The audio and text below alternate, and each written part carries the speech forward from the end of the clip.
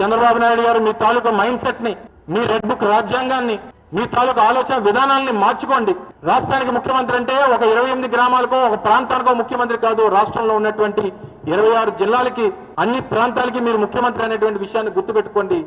అన్ని ప్రాంతాలు అభివృద్ధి చేయాల్సినటువంటి బాధ్యత మీ మీద ఉందనేటువంటిది గుర్తుపెట్టుకోండి.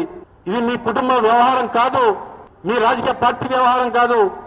ఈ రాష్ట్రంలో ఉన్నటువంటి 5 కోట్ల మంది ప్రజల తాలూకా భవిష్యత్తు మిమ్మల్ని నమ్మి మీ చేతిలో పెట్టారు. మొన్న ఎన్నికల్లో మీరు మోసం చేస్తారని తెలిసి నమ్మి కూడా మీకు ఓటేశారు. మళ్ళీ మోసపోయారు, 4వ సారి మోసపోయారు.